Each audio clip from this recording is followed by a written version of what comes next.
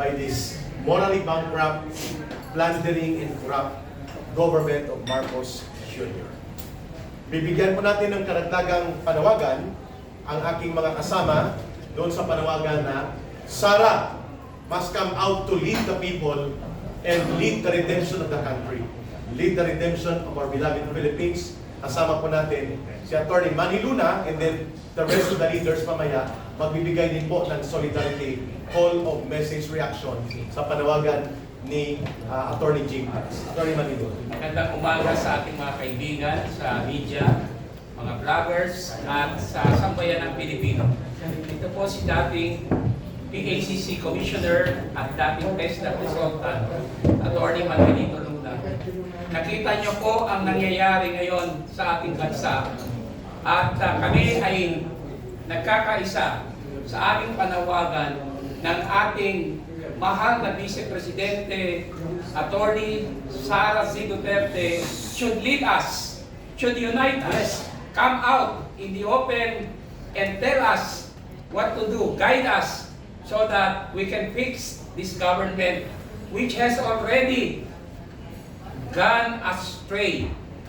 Kami po sa Save Sara Movement ay labis na ang aming puot dahil sa ginawa ng House of Representatives na pag-file ng isang bogus articles of impeachment laban sa ating Vice Presidente na naniniwala kami ay biktima ng harassment at political machinations dahil takot sila na siya ay magiging presidente at makukulong sila.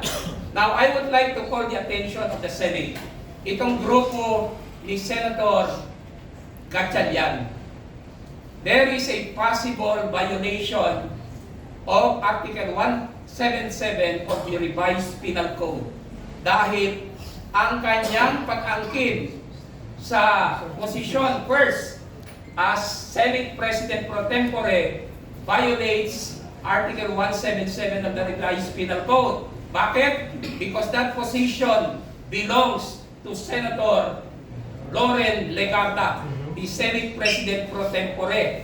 Therefore, he is in violation of the provision because he is claiming an authority that does not belong to him. He is usurping that authority of Senator Loren Legarda. On second point, he is in violation of Article 177 of the Revised Penal Code for exercising the functions of Senate President Alan Peter Cayetano, the Senate President. So dalawang beses niya binayolate ang Articles 177 of the Revised Penal Code. Inangkin niya posisyon ni Senator Legarda at ginagampanan niya ang functions ni Senate President Alan Peter Cayetano. Another, there may be disorderly conduct on his part. Why?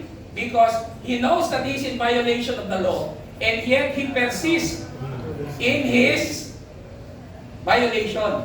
Continuous. Yun po ang aking point dyan. That's why, as a citizen, we might file the necessary charges against Senator Gatchalian. For this, wala akong pakialam kay Senator Erwin Tulfo. He is a nobody. Bago lang siya. Yes. No? Let the others do something about him. But ito kay Senator Gatchalian, we will take proper action against this fellow. Salamat. Okay, VP pala para malinaw. Yes. Yung let she lead the country and redeem our people. I would like to involve the Save Sara Movement NCR and Save Sara Movement Cebu and Save Sara Movement Bohol. Together with Atty. Salvador Diputado, Atty. Manuelito Luna, and the rest, we are calling on our Honorable Vice President Sara C. Duterte to lead us, to instruct us, to guide us, to come out in the open Enjoy the people. and fix our country. Masyado na po, Madam Vice President, sinisira ng gobyernong ito ang ating pamahalaan. Very good. Maraming salamat, Atty. Manny Luna. Malinaw ang panawagan At ito po'y tuloy-tuloy na at ito na ang aming sabi ko kanina obligasyon. She may not respond immediately and she may know it voluntarily only on her part, but on our part, it's our obligation to recognize a leader. At siya kinikilala naming mamumuno. Let's call on retired General Warlito Daos for his brief solidarity call and then to be followed by Brother retired Captain Ray Valeros and Brother Dennis. Go ahead, General Daos. Ang retirees group. Sa inyo lahat, kasama ko po ang aking represent ko ang MUP, Mene Uniform Parak.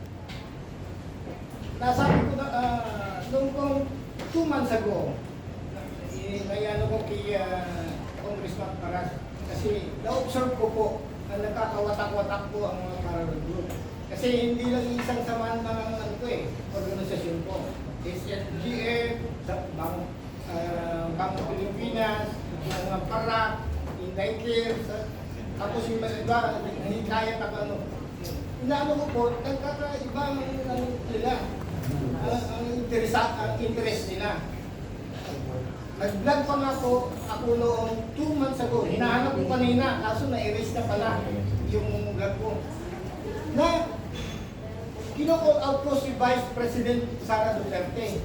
Na, inano ko sa sarili ko. Inano ko po yung wordings ni Senator Benigno Aquino. Am I worth dying for? Kasi lumalabas po ako, tinataya po namin ang buhay namin dito. Lalo kami mga retired. Tapos, inano ko rin po doon sa vlog ko. I'm not, Pilipino for nothing. Ang inano ko. I'm pulling out. Dapat lumapas ka, Presidente, Vice President. I-lead mo po dahil nakakawatak-watak na kami. That is 2 months ago. Ngayon, nandito na po ang formal na panawagan. Okay. Sana po, Vice President, lumabas ka na. Ayun. Nagmakakawa po kami sa iyo. Lead us, being a true leader. Nasa inyo po ang simpansya ng sambayan ng Pilipino. Ikaw lang ang pinagkakatiwalaan ngayon. No more, no less. Ayun. You owe to the Filipino people na i-lead. Hindi ako tumatawag ng revolusyon i-lead niyo po ang direksyon ng mga sumusuporta sa inyo. Abuhin natin, i-redeem natin ang dignidad ng isang Pilipino. Ayun. Maraming salamat. Maraming salamat, Retired General Warlito Daos. From the other group and coalition, ay pakinggan natin ang brief but solid call of reaction and response mula kay dating Navy Captain Ray Valeros ng United People's Initiative. Maraming salamat, Kuya Eric Celis. Sa lahat ng mga amigo na nandito kay Brother Congjing para sa lahat na nandito. Mabilis lang po ito. BP Inday, ito yung panahon na kailangan lumabas ka na. Yun. Ipapaliwanag ko kung bakit. Kapag hindi ikaw ang pinanawagan namin na mag-lead sa amin, magiging extra-constitutional yun. Correct. Kaya kami sa'yo nakaangkla para walang gulo, constitutional siya. Simulan natin sa Supreme Court. Ang Supreme Court hindi makapag-decide. Bakit? Unahin natin TRO ni Bato. Hindi siya makapagbigay ng TRO kasi pag nagbigay ng TRO ang Supreme Court, inamin niya na mali yung ginawa nila kay PRRD. Yun. Ngayon, kung kumampi naman ang Supreme Court doon sa ICC at sa gobyerno, inamin naman ng Supreme Court na failure na ang justice sa bansa natin. So, anong gagawin niya? Papatagalin lang niya ang issue. So, yun ang stand nila. So, hindi tayo pwedeng maghintay ron.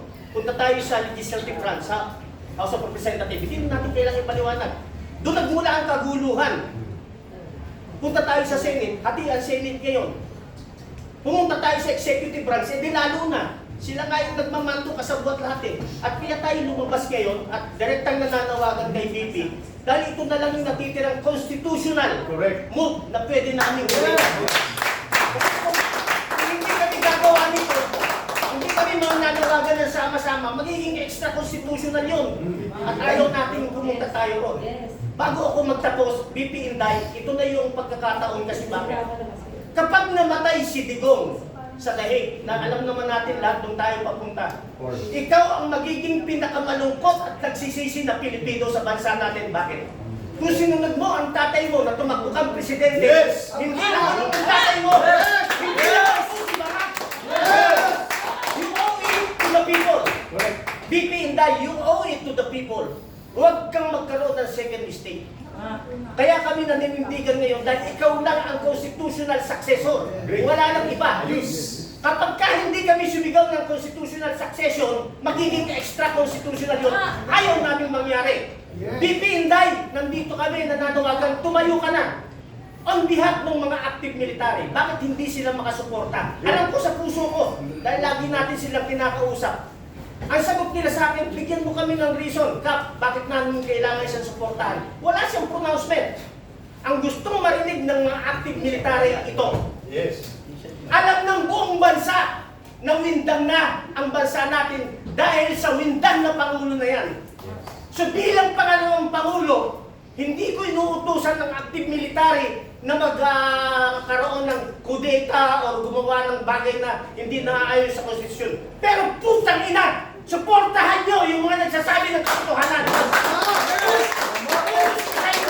Bilang Vice President, bilang kapatid ng ating mga active military. So BP Inday, tumayo ka na. Dahil pag hindi ka tumayo, baka maging istorya ng bansa natin. Maraming salamat po. Dapat ha? Yan po ay sentimiento mula sa mga retired military and police officers, men and women in uniform. At naririnig po at maririnig yan ng mga nasa aktibo. Hindi kami nag-uudyok. Kami po ay naglalahat ng katotohanan that the only constitutional legal succession sa kabulukan ng gobyerno na hindi magiging madugo, mapayapa at nasa legal na batayan ay ang pagpalit kay Marcos ng kanyang constitutional succession, none other than the Vice President. At yan ang itinutulak ng taong bayan. Yan ang itutulak natin sa mapayapang paraan. Kaya pakinggan natin ang Riding Community Sectoral Organization all over the country kay Brother Renz sa kanyang pahayag and then open for question and answer to be led by the panel. Brother Renz, mula naman po sa grupo ng Duterte Riders Support Team, Duterte Riders Support Group, at lahat ng Consolidated Riding Community, please, your statement. Minamaga po sa ating lahat. Sa aking mga napakinggan po dito sa aking mga magigiting po na nakasama, marahil para lahat po kanila lang nasabi. Although, nire-represent ako po, hindi naman po liit sa inyo. Mula po nung nakuha po si Tatay Digong last year, March 11, so nagkaroon na po kami nang nakikita niyo po na lumabas sa kalsada ang DRS, which is kahit saan po meron, nandun pang Duterte Rider Supporters. And then kami rin po yung DRT. Andiyan naman po dun kay Founder Moises Lepayune ng Cebu. Ang DRS po kay Kuya Connie, nakasama po sa Agila. At ang inyong lingkod naman po ang Pangulo po ng Duterte Group Riders Philippines po, yung DGRP. So halos hindi po nagkakalayo lahat po ng tinatag. So ngayon po, kumakatawan po ng Riders Philippines po ng buong bansa natin. Ang panawagan ko lang po please po, Madam Sara, sana po i-lead niyo po ang ating bansa na sobrang hindi lang po nila pastangan, niyurakan, sobrang panggagasa na po. So nakakaawa lang po dahil nga po, katulad po natin, karamihan po dito, mga may anak din po tayo. So unang-una pong tinitignan ko, bakit po ako muli lumabas? Ang inyong po lingkod nawala na po bilang nagsilbi po before sa Kabataan SK. And then nag-federation po ako ng school sa aming lungsod. Tapos so ngayon po kaya po lumalabas dahil nga po nakikita ko po, kung mapapansin niyo po ang ating mainstream media po parang lagi ang balita na lang po puro ang kay sa Bibi Sara, lahat po parang kung titingnan niyo po everyday kayo po mga vloggers, di ho ba wala na ho dun yung meron binahasa, pinatay, hinold up ng adik, riding in tandem. Ako po mismo, relative ko, ilang beses so, di ho ba, inablutan na. Laging wala na po yung gano'n, kinuhaan ng motor. So kailangan ko po natin ng peace and order. Kaya po, naaalala ko po lagi yung si Tatay Digong. Kaya kailangan po natin talaga na may mamuno po sa ating legitimate, which is si BP Inday Sara. Yun lamang po. Yun. May I request everybody to please stand out. Congressman King, Brother Renz, ito po yung final call namin before the question and answer. Kami po ay nananawagan na ang pinagbumulan ng kaguluhan ito ay si Marcos Jr. Siya po ang pasimuno ng sabotahe at kaguluhan sa Senado. Siya din po ang itinuturong mastermind of all evidence and all witnesses. Siya po ang nagpasimuno ng tinatawag na monumental restoration of graft and corruption in the country. At ngayon, lugmok ang buong bansa. Ikahos po at naghihirap ang milyong-milyong mga Pilipino. There is no solution clearly but for Marcos to step down.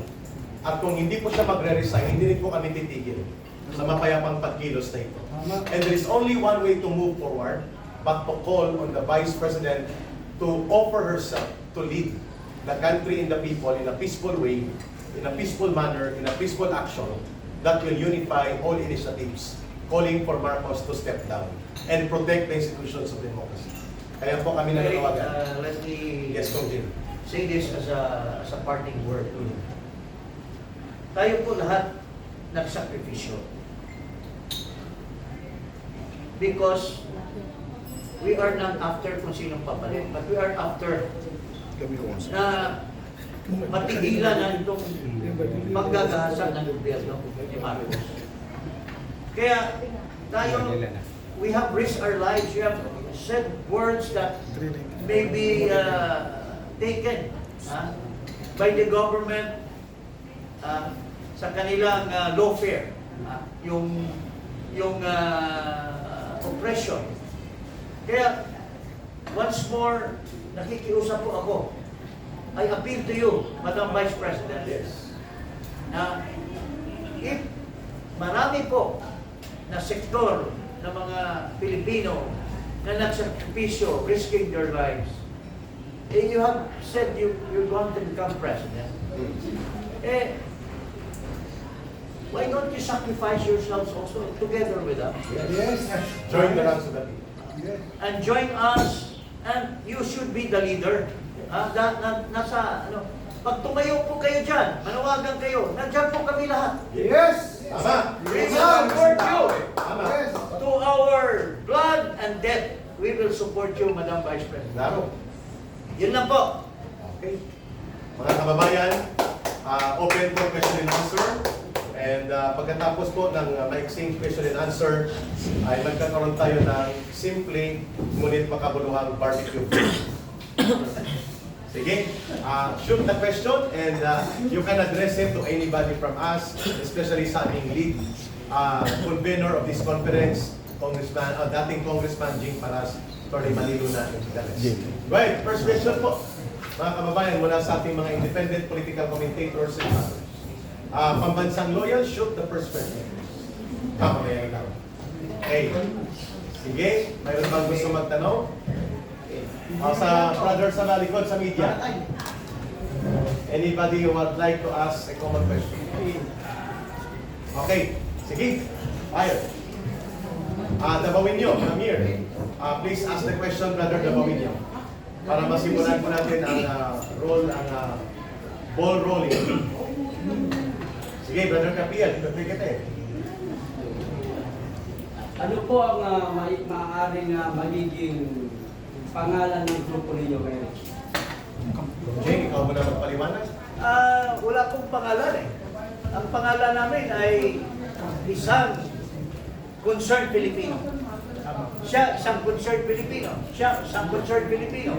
Wala pong importante, hindi po importante yung pangalan. Ang importante yung message namin sa ating mahal na Vice Presidente. Yun. Na lumabas na siya in the open, call on the people to unite with her and denounce this government. So wala po itong political color dyan. Walang political color. It's for the people. It's for the country. Okay. Yes. Maliban po kay BP Sara, sino po ang maaaring yung kalawagan sa mga Na mag-list mo. sinusulog po ninyo para mag-list? Well, unang-una, kung lalabas si BP Sara, tiyak hihikayat din namin yung mga senador Yes. na naniniwala sa kanya. We are calling on Yung the mga Senate. congressman na naniniwala sa kanya. Tama. And even men in uniform na naniniwala sa kanya. Na maninindigan para sa taong bayan. Open door. And we believe, sa binanggit ni dating Congressman Jing Paras, once the Vice President will join openly and actively in the initiatives of the people, mabubuo po ang pinakamalakas na democratic opposition sa bansa niyo. Yes. Yan ang aming in-expect at sigurado kami magaganap yon. Hindi pa mangyayari na si Marcos ay makakaramdam ng pagkatakot sa pagdagsa ng taluyong ng protesta ng taong bayan until there will be a strong leader na mag-unify ng pwersang ito. At yan ang aming panawagan na magiging role ni Vice President Sara. I would like to add to the statement of Congressman Jim. Kami ay bilang Pilipino ay concerned sa nangyayari sa ating bansa. And I would like to invoke yung karapatan namin under Article 2, Section 1. Sovereignty resides in the people and all government authority emanates from them. Sinisira nila ang gobyerno, grabe ang korupsyon, pinagtatakpan ang mga maleta gang. Ano ito? This is a threat to our democracy. And being the highest authority within the state, the body politic, the Filipino people has the moral and legal obligation to defend our democracy. This is perfectly legal and constitutional. So, ito ang ginagawa namin, walang label po ito. We belong to the entire mass of Filipino people. Yan po, to put it in the right context. Maraming salamat. Ayun! Next question, ma'am. Go ahead po. Thank you, Yes Atty. po, sir. Mga sir, ang question lang po is, di ba nag-declare po si VP Sara na lalaban po siya o tatakbo siya as a president of 2028? Is it not enough po ba para kumilos tayo ngayon na in her side? Kulang pa po ba yun? Kulang na kulang po. Kasi kung leader ka, dapat lumabas ka. Yes. We agree. Manawagan ka, dapat the people are swarming over you. Hindi yung maghintay ka pa noong 2028, napakalayo pa nun Ayun eh. na. Ubos na kami. Baka maubos na tayo sa kakahuli ni Matibag at yung mga ibang baka maubusin na yung mga tao sa hate. Isa pa, there's a threat by Matibag. Sinasabi niya, although considering a bluff, kasi wala naman siyang pinakitang warrant when they were attempting to arrest Senator Bato, na merong mga lalabas na warrants against other personalities. You know, he's advancing that, and I don't trust this guy. Because doon sa ginawa niya sa Senado, I was there. I was outside together with the other rallies. Nung mangyari yun, tapos ang dami niyang sinabi na hindi tugma sa reality. We were near him by a few meters. Tapos, wala siyang dalang warrant, and he is trying to effect a warrant na wala namang lawful authorization from the local court. Tapos ngayon, naglabas siya ng istorya na meron kang mga warrants against other personalities. Ito is the foulest I've ever heard from an NBI director. Kaya nananawagan ako kay Atty. Matibag to resign immediately. Kasi hindi na niya ginagampanan ng tama ang kanyang tungkulin. Politika na ang ginagawa niya. That is not the mandate of the NBI. Tapos, I just add, no? Yung sabi mo, isn't it enough? If you look at history, even in the French Revolution, even in Cuba, why are there names of mga Che Guevara? Sa French Revolution, yung Jean Paul Marat, and in Myanmar lang, si Aung San Suu Kyi. Lumaban, mga military pa ang kalaban. They stood up and was supported by the people. Kasi kung walang mag-unite, may kanya-kanyang leader yan at mag-away-away. Pero isa lang tinitingala ang lahat, si VP Sara lang. Kaya dapat nandyan siya sa harap natin. At maniniwala tayo lahat. At ikayatin tayo. You know, if there was Moses, she is the modern Moses, she will bring us to the promised land. Correct. We agree. We agree. Sir, last follow-up question. Sa tingin po namin lahat ngayon, is it undeclared martial law or what it is? Bigyan natin ng pagkakataon ang taga-UPI. Hindi, si Ray mo na. Si- Alam na natin yung problema ng bansa. Hindi na natin kailangan pag-usapan. Alam natin, bago sagutin yung tanong mo, kailangan i-trace back natin eh. Makabayan, Dilawan, administrasyon. Kampi-kampi na sila lahat para gibain lang ang Duterte.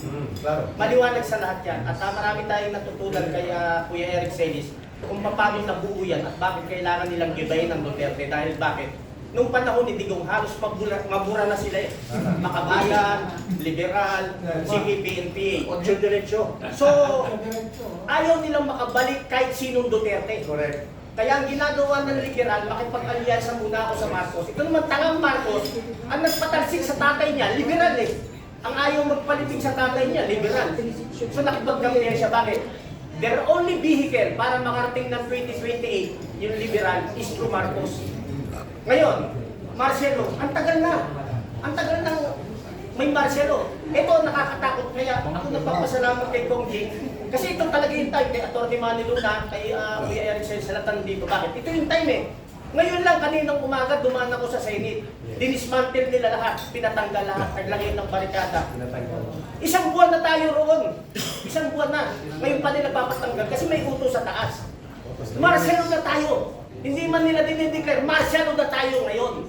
Ngayon, kung lalabanan natin yan na hindi tayo manawagan sa Vice President, unconstitutional yun.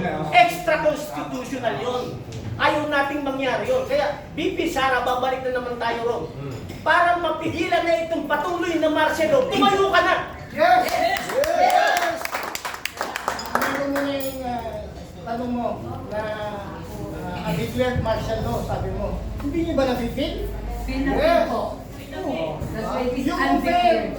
nung martial law na dineclare mo ng tatay niya at ngayon na sitwasyon, halos parehas ang paggawa. Mas maselan pa. Oh, noon, officially, ito, silent. Silent ba? Yun ang sagot. Official yan. Huwag kayong magkaila. Hindi kayo bulag. Wala, nararamdaman niyo yan. Yan po. Tugtuhan ko na, napaka-importante. BP Inday. BP Inday. Lumabas ka lang, manindigan ka. Anyway, dinudurog ka na eh. Kaya lang nananatiling nakatayo si BBM. Kaya nananatiling siya nakatayo ngayon. Durog na rin pagkatao niya eh.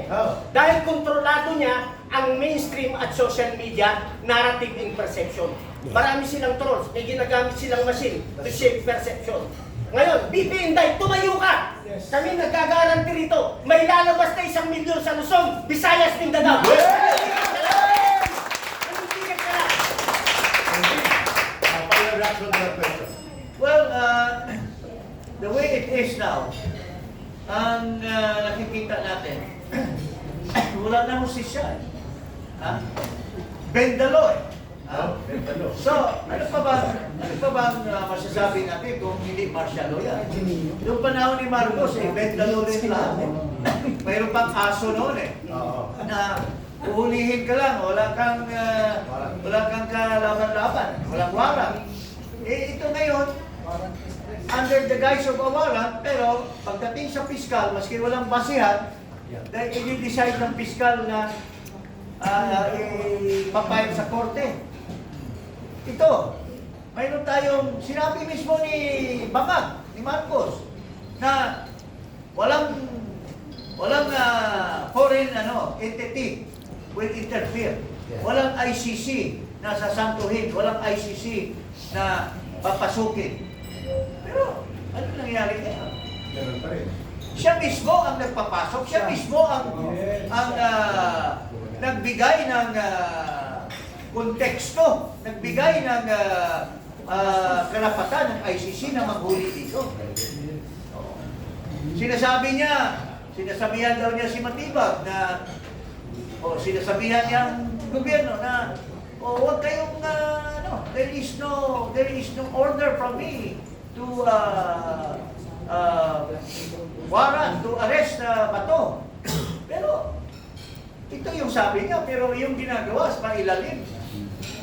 sumugod as declared by Senate President Cayetano. They were even in battle gear. Giniba nila yung likod ng yung pagitan ng GSIS at actually, kaya napilitan nagbaputok si Aplaska because they were already inside Senate premises. So, lahat ito, puro kasinungalingan. And that is what Marcos Sr. did in the past.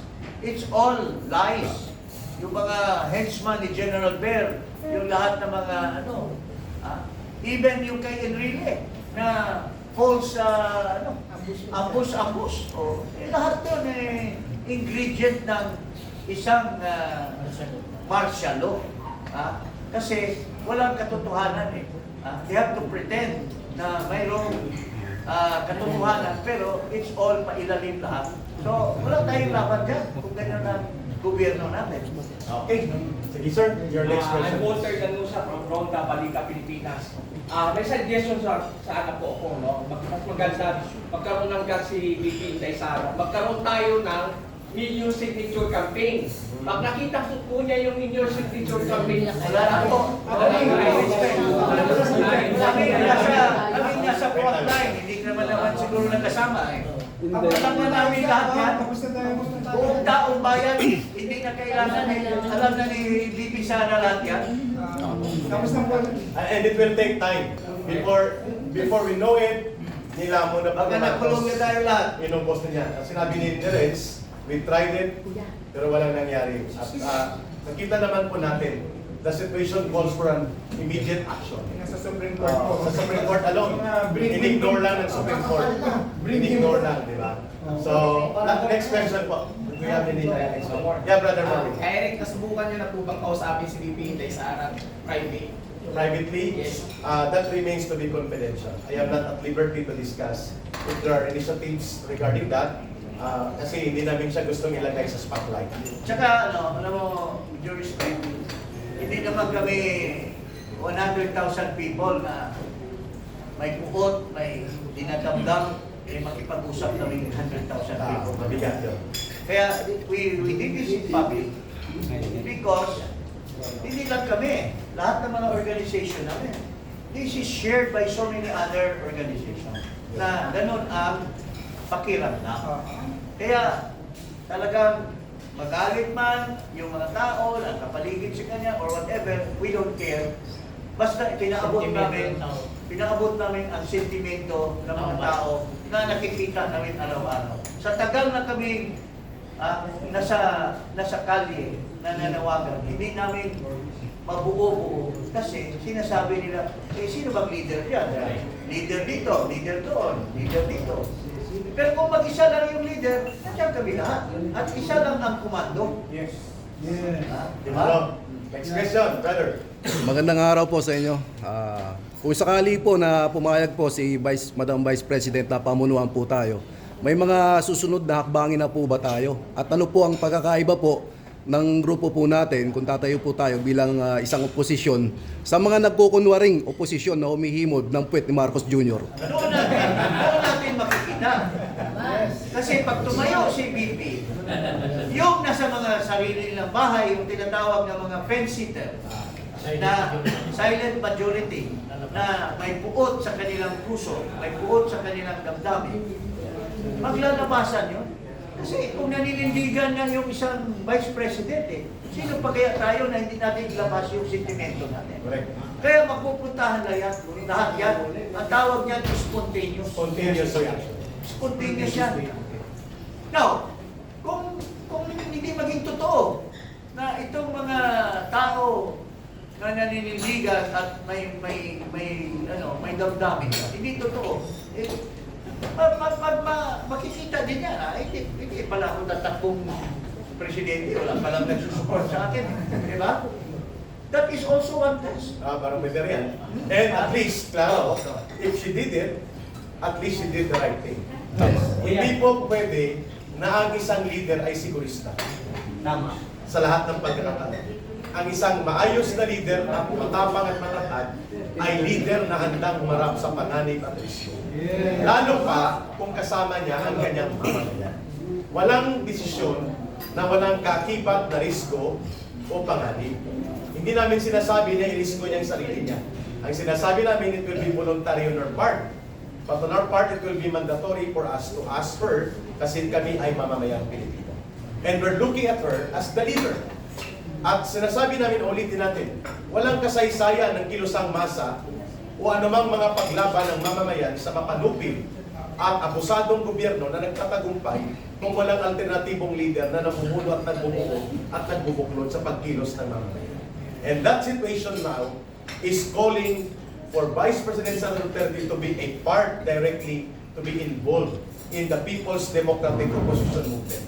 At kung may risgo man ito, willing kami mag-join sa kanya, sa risgo. Baka tinatanong yung paano kung aristuhin siya at ipapakulong siya. Eh di, Pagkulong tayo lahat. lahat tayo sasama sa kanya. Di ba?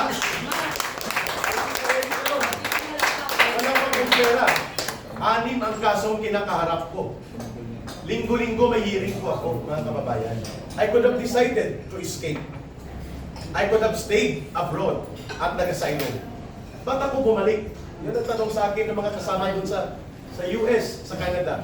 Alam mong maiipit ka, ba't ka babalik? Ang sabi ko, mahirap ko talikuran ang konsyensya na sinasabi sa akin I should be part ng pagkilos ng taong bayan. Baka sinasabi mo lang dahil hindi ka naman Vice President. The more that the Vice President should be standing tall for the people in the country because she has the mandate and sovereign will granted by the people sa kanya. Kami nga wala eh. Kuya Eric, ito ko lang po. Si Kuya Eric po, sa kanyang sinabi po ngayon, yung po dapat ang ating pinuno na namumuno. Yung meron po tayong patriotism na wala doon sa taong namumuno sa atin ngayon, which is si BBM. So, mapalit po tayo, meron pong mga kagaya po itong mga tao na meron pagmamahal sa bayan. Yun, thank you. Dagdag isa. Hindi ito para kay after you hindi ito para kay BP, matalino siya abogado yan. Ito ay para sa ating lahat. Ang sitwasyon natin ngayon parang isang palubog na kumpanya. Yung presidente wala na talaga corrupt. Lahat ng empleyado gusto lumaban. Ang iniisip nila, pag lumaban ako, sipahin lang ito nitong gagong presidente dahil empleyado lang ako. So yung vice president ng company, hinihintay noong mga empleyado na manindigan. Kasi pag yun ang nanindigan, lahat yung sasama mas matibay siya. So hindi tayo, kaya yung sinasabi ni Kong Jing, ni Atty. Manny, ni Kuya Eric, lahat tayo rito, hindi pwedeng tayo yung gagalaw na walang ulo. Kasi pag vice president ng company ang gumalaw, legal yun. Kasi siya ang alter ego ng presidente. Bago lumubog ang kumpanya, kailangan i-save niya yung company. So, hindi tayo matatakot na lumabas kung nanindigan na si Sara. Bakit? Hindi tayo pababayaan ni Sara eh. Mayroon tayong... So, kailangan, BP, maintindihan mo ito. Bago lumubog ang bansa natin, manindigan ka na. Ayun!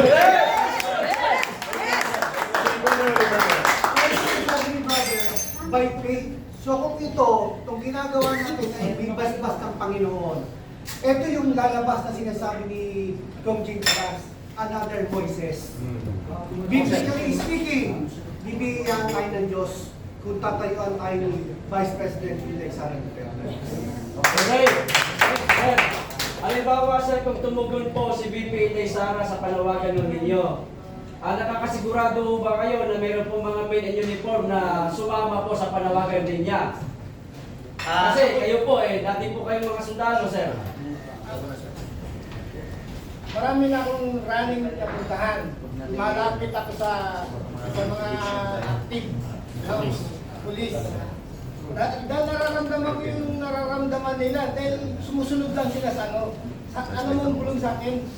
Sir, alam ko ginagawa lang namin ang trabaho namin. Pero honestly, pag may mag-lead lalabas sila. Yung mga, lalo yung mga lower ranks, na officer ranks, marami. Kasi apektado yung mga pamilya nila eh. Maniwala kayo. Sanay ng men in uniform. Kasi alam po nila, na ang nilalaban natin lahat, part din yung pamilya nila. Sir, sa inyo na po ng galing, sir. Brother Kape, may dagdag lang na pag-clarify si Atty. Manny. Then, question ba? Alam nyo yung ating military establishment. may record na sila eh. 2 beses sila tumayo para sa Pilipino. History. Diba?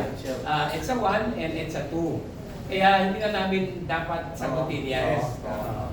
Alam na natin kung ano Alam na maging natin action yan. yan. History Repeat will itself. tell us kung anong magiging And that is the remand. reaction nila kung mayroong namumuno. Yun. Dagdagan ko, ito para alam nyo na lahat, yung damdamin nyo is talagang mabuhay siya. Lahat ng general dito sa PNP at saka sa EFP, identified ng mga lower rank, sino yung nasusuhulan at tumanggap. Nice. O kundi lang yun. Realidad yan. Alam yan. Okay.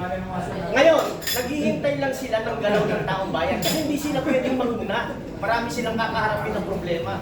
So ang katapat nito, taong bayan lang, sigurado, ako nagsasabi sa inyo, marami dyan lulutang para sumuporta sa taong bayan. Agree. Yes. Ito po yan. Final question, ka-PL, kung wala na po, mag-barbecue finish. One more question. Kasi before sa'yo, si ka-PL may pala. Nandito po si ano sa Sige. sa likod po. Si Tatay Rani. Tatay Rani! Recognize. Ano ba? Halika! Oh, welcome natin si Quezon City Councilor Tatay Rani.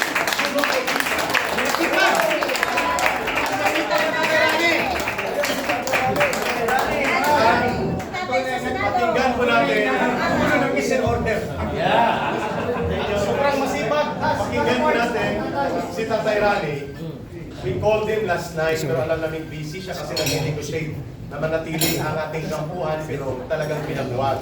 But today, he came over and he's going to declare na ang kanyang saloobin at sa loobin ng kanyang mga nasasakupan sa Quezon City at pinamuno ang malawak na alyansa. Pakinggan natin sa panawagan, the legitimate leader to unite the people for the redemption of the country is none other than Vice President Sara Duterte. Go ahead po natin. Yes, nakakalungkot, pero nakakapagod din, pero matatalo lang eh. Matatalo lang ang pinaglalaban pagka nararamdaman natin ang mga sitwasyon ngayon. Talaga namang lahat ng paraan, lahat ginagawa ng gobyernong ito. Parang mafia na ang gobyerno natin. Yes. Lahat ginagawa para lang isuppress ang lahat ng hinanaing ng tao. Ginagamit ang lahat ng ahensya ng gobyerno para pagtakpan ang mga pagnanakaw at ang pangwawalang iya nila sa taong bayan. At taong bayan, pagod na, naghahanap ng isang tamang leader. Sabi nga nila, tay, paano naman kami? Nakikipaglaban kami, pero yung ipinaglalaban namin, mukhang ayaw naman kaming tindigan. Kaya at least, ito, pagkakataong ito, itong pananawagan po ng mga kasamahan ko na nagmamalasakit sa bayang ito, ang pagmamalasakit po sa bayang ito ay kailangan po taong bayan at yung tinatawag nating alternative leader.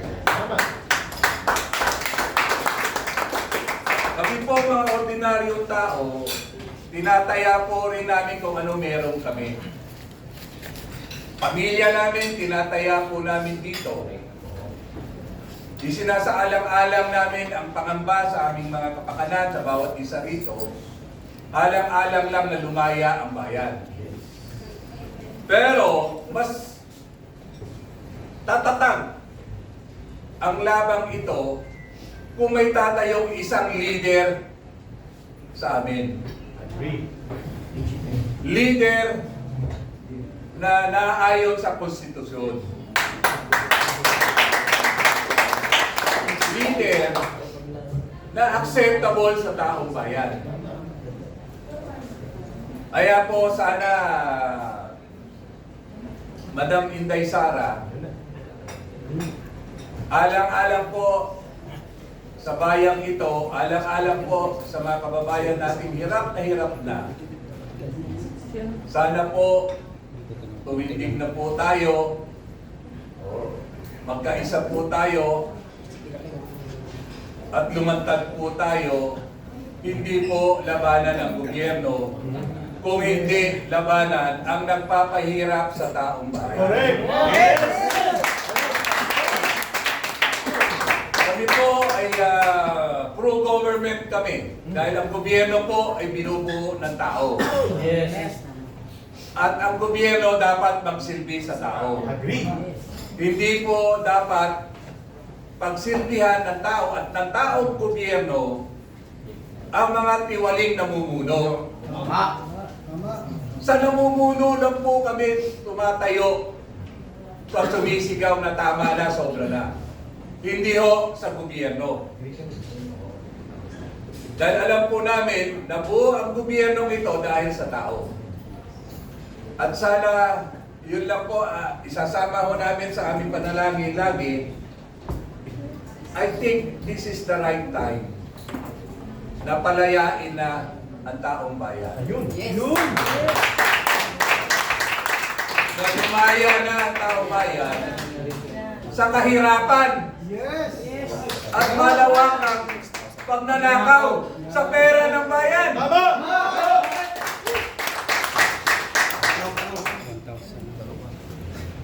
Sana po ito ay makarating sa iyo, Madam Vice President.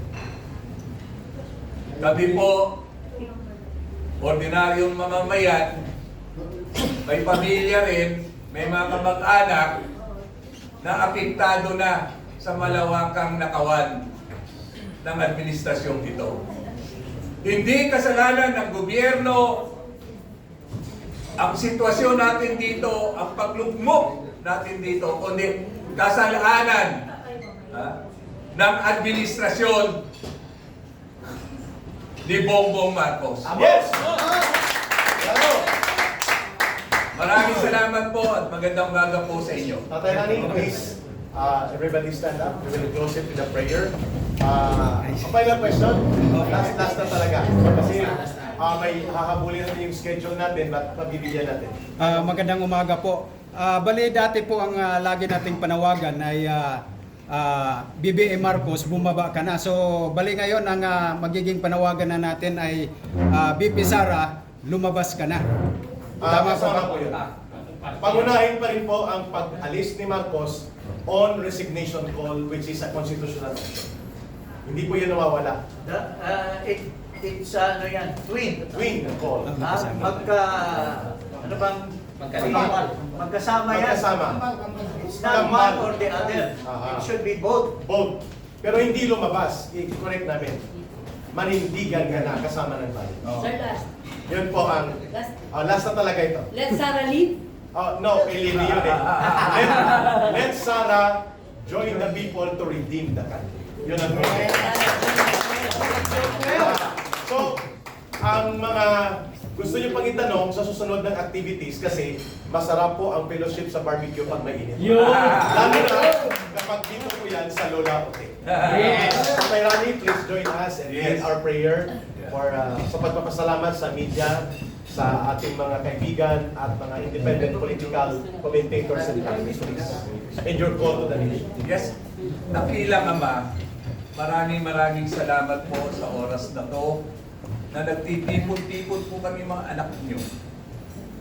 Sa oras po ito, basbasan niyo po kami. Alam po namin nalulungkot din po kayo, Ama, sa nangyayari sa bayang ito. Muli, itinataas po namin sa iyo yung himala na hinihintay ng taong bayan.